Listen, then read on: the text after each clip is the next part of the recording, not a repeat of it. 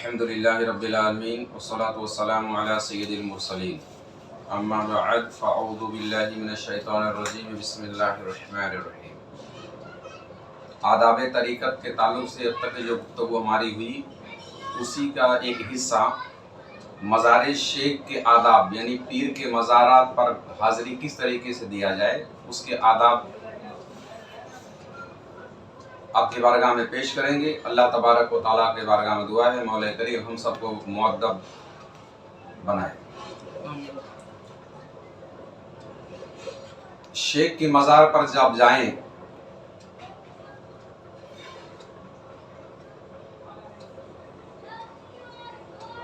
تو صوفیہ کا اور اہل شریعت کا اس میں اختلاف ہے۔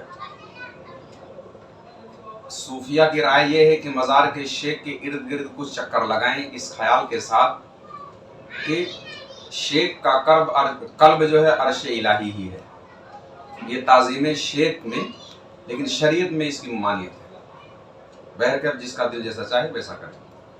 اب اس کے بعد جو ہے شیخ کے مزار پر پھول وغیرہ رکھ دیں، جیسے کہ پھول کے گلدستے وغیرہ لوگ بنا کے لے کے جاتے ہیں، اس لیے کہ خوشبو سے شیخ کی روح کو خوشی محسوس ہوگی، ان کو بڑی راحت محسوس ہوگی خوشبو سے۔ اسی لیے پھول مزاروں پہ رکھنے یا وہاں لے جانے کی وجہ صرف یہی ہے کہ پھول میں سے جو خوشبو نکلتی ہے وہ خوشبو سے ان کو بڑی راحت محسوس ہوگی۔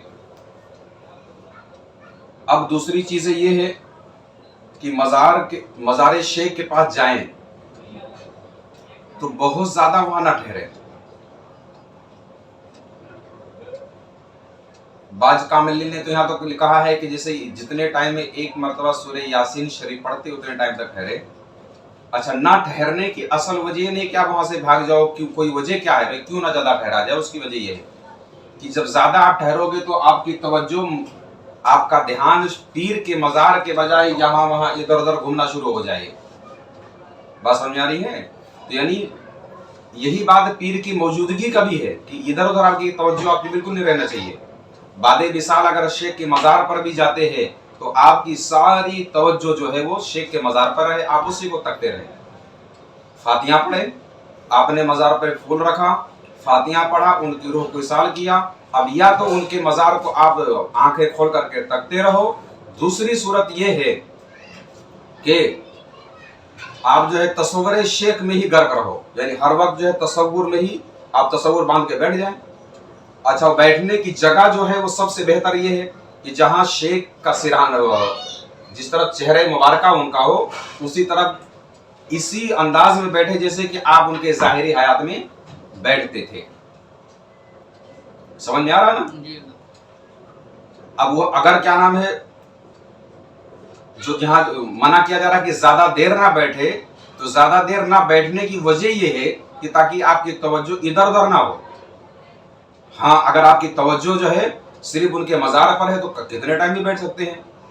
اور حقیقت تو یہ ہے کہ کسی بھی مزار پہ جائیں تو کم از کم 45 منٹ ضرور مراقب ہوں ان کے روح کی طرف۔ 45 منٹ کم سے کم جب اس طرف رجوع کریں گے، توجہ کریں گے تو ادھر سے فیض کا دروازہ کھلے گا۔ مزار شیخ کو تکتے رہیں یا تو پھر کیا نام ہے ان کے تصور میں ڈوبے رہیں۔ اب پیر صاحب کے مزار پر آپ حاضر ہیں یا پیر کی بارگاہ میں موجود ہیں، یہ دونوں کے لیے باتیں میں کہہ رہا ہوں۔ اب اگر کوئی بھی شخص آ جائے،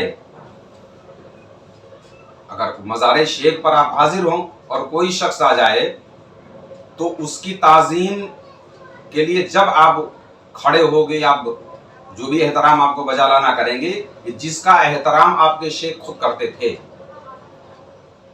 یا اندازہ ہو جائے کہ اگر ہمارے شیخ کی موجودگی میں اگر یہ شخص ہوتے تو شیخ ہمارے ان کا احترام کرتے۔ جیسے پیر کے پیر خانے کا کوئی شخص آ جائے، ایسی بات ہے کہ ایسی صورت میں تو آپ کے پیر بھی ان کا احترام کرتے۔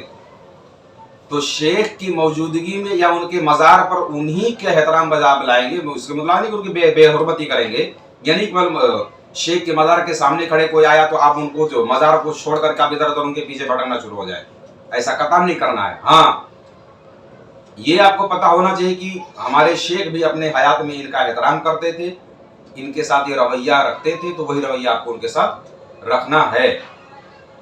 اور مزار شیخ کے سامنے کسی شخص کی تعظیم نہ کرنے سے مراد یہ نہیں کہ سب کی توہین کرنا، بس یہ کہ آپ کی توجہ صرف اپنے پیر کے، اور ظاہر سی بات ہے فطری طور پر اگر آپ کی توجہ ادھر ہے تو کون آ رہا کون جا رہا کو فرق ویسے بھی نہیں پڑے گا. دوسری چیز، مزار شیخ کے سامنے آپ عبادت میں اگر مشغول ہوں گے تو ان کی روح کو خوشی ملے گی اور ان کو اچھا لگے گا. اب ان میں تمام عبادتوں میں سب سے بہتر عبادت میں سمجھتا ہوں کہ اگر اپنے پیر کے مزار کے سامنے اگر ہے تو مراقب ہو جائیں، مراقبہ کریں یا پھر تصور میں ان کو دیکھنے کی کوشش کریں.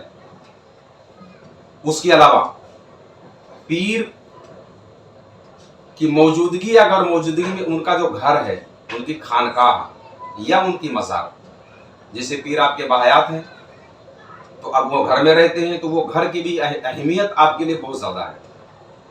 تو پیر کے مزار یا ان کی خانقاہ کی طرف تھوکنا یا اس کے طرف پیر پھیلانا، یہ ساری چیزیں جو ہے یہ بے ادبی کے زمرے میں آتی ہیں. اس کا بھی احتیاط آپ کو رکھنا ہے. اور پیر کا اگر کوئی تبرک، ان کا کپڑا یا ان کی جوتی وغیرہ ہے یا کوئی بھی تبرکات ان سے نسبت رکھتی ہوئی چیزیں ہیں تو اس کو بھی باوضو آپ کو چھونا، بے وضو چھونا بھی نہیں ہے. اور اس کو چھو کر کے اس کو کیا نام ہے جب دیکھنا ہو تو اس کو اپنے آنکھوں سے لگا سکتے ہیں، اپنے سر پہ رکھ سکتے ہیں. یہ سارے آداب جو ہے پیر اور مرشد کی بارگاہ کے ہے. اب انشاءاللہ تعالی آگے میں جو صاحب سجادہ ہوتے ہیں، پیر زادے جو ہوتے ہیں یا ان کے اقربا جو ہوتے ہیں، ان کے بارے میں انشاءاللہ تعالی ہم گفتگو کریں گے. اللہ تبارک و تعالی اپنے پیر اور تمام مشائخین کی ادب و احترام کی ہم سب کو توفیق عطا فرمائے اور تمام طرح کے آداب طریقہ سے ہم سب کو آگاہ فرمائے. آمین ثم آمین برحمتک یا ارحم الراحمین.